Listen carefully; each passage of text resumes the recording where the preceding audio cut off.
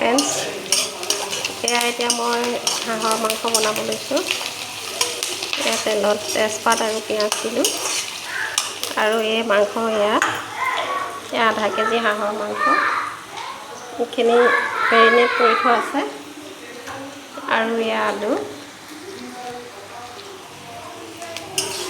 এতিয়া মই এইখিনি বনাম।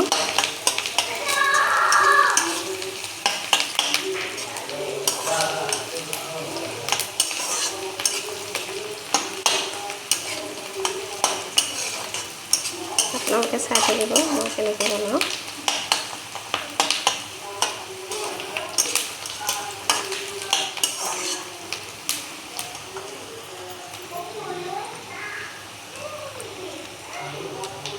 আলু অলপ বেছি দিছোঁ, ছোৱালীয়ে আলু খাই ভাল পায়, মাংসত দিয়া আলু, সেইটো কাৰণে অলপ বেছিকৈ দিছোঁ আলু।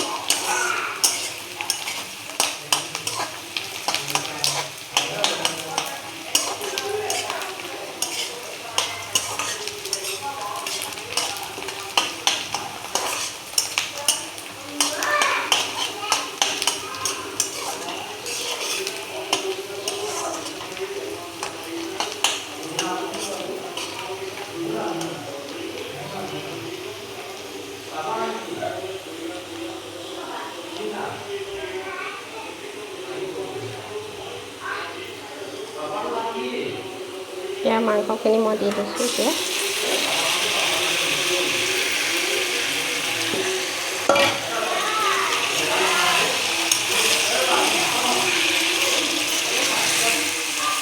জলকীয়া গুড়ি দিয়া নাই মই,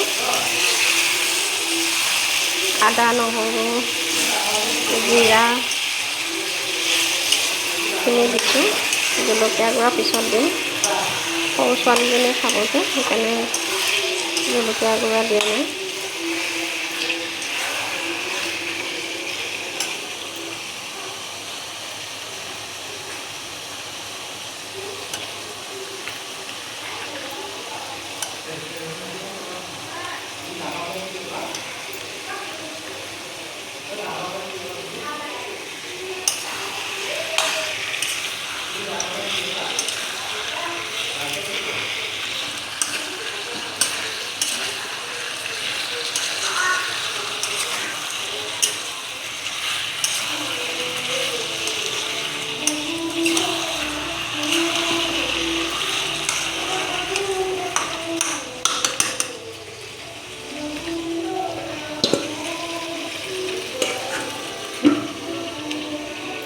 ঢাকি দিছোঁ এতিয়া মই।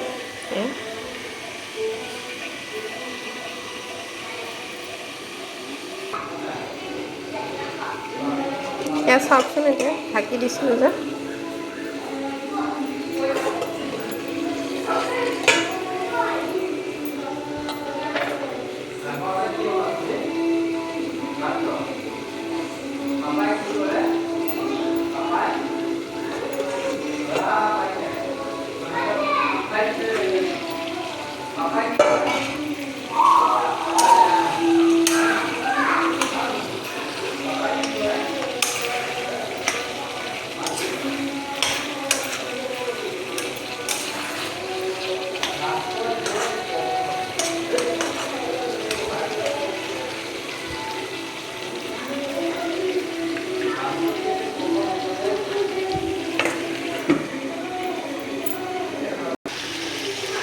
এতিয়া চাওকচোন, মাংসখিনি কালাৰ, মই ঢাকনটো গুচাই দিছোঁ আৰু জলকীয়া গুড়ি দিয়াই নাই এতিয়ালৈকে। ছোৱালীলৈ নমাই ৰাখি তাৰপাছতহে জলকীয়া গুড়ি দিম। আগৰ জলকীয়া গুড়িখিনি দিলে কালাৰটো ধুনীয়া হয় আৰু খাবলৈও ভাল লাগে, কিন্তু সৰু ল'ৰা ছোৱালী আছে যে উপায় নাই আৰু পিছতে দিব লাগিব।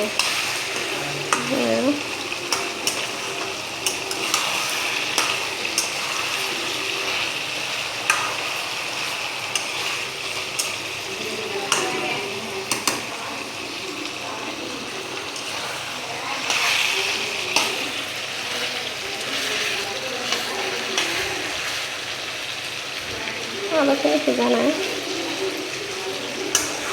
আৰু ঢাকন দিব লাগিব। অকণমান পানী দিছোঁ আৰু আকৌ এবাৰ ঢাকন দিছোঁ।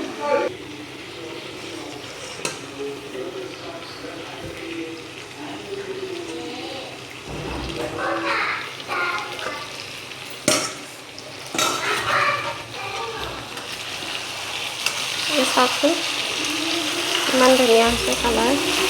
জলকীয়া দিয়াই নাই বাৰু এতিয়ালৈকে, কিন্তু আলু বহুত ডাঙৰ এফাল এফাল কৰি দিছিলোঁ, সিজিছিলে বহুত ধুনীয়াকৈ সিজি গ'ল। মাংসখিনিও তেতিয়াই গম পাম যে মাংস ভালকৈ সিজিছেনে নাই। এতিয়া আলু এনেকৈ হাঁহৰ মাংসত এনেকৈ ফালি ফালি দিওঁ ডাঙৰ ডাঙৰকৈ। এতিয়া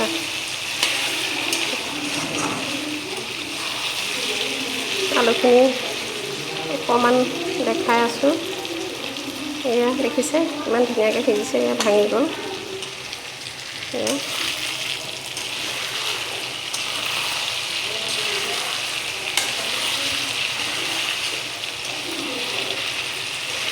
মই তেল বেছি দিয়া নাছিলোঁ, কিন্তু ইয়াতে মাংসতে তেল আছে, মাংসৰ পৰা ওলাইছে ইমান তেল।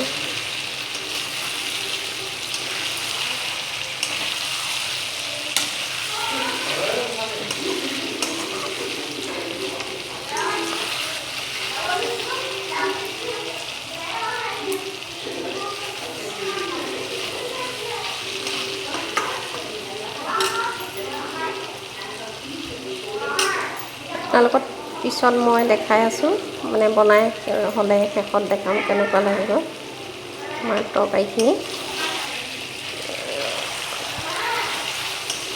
আৰু অলপ লৰাই ল'ম, তাৰপিছত গৰম পানী দিম। ইয়াতে গৰম পানী ৰাখিছোঁ কেটলি।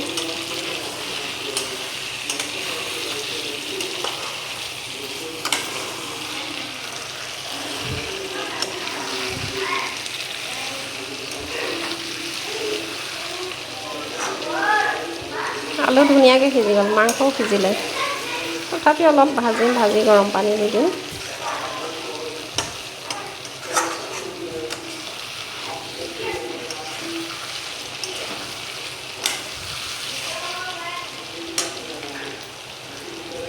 আপোনালোকক বনাই হ'লে শেষত দেখাম। আজিলৈ আহিছোঁ এতিয়া বৰ্তমান। এতিয়া চাওকচোন, গেছে অফ কৰিলোঁ আৰু হৈ গ'ল। এতিয়া লাষ্টত কেনেকুৱা লাগিছে। আজিলৈ আহোঁ, আজি ভিডিঅ'টো ইমানখিনি আৰু।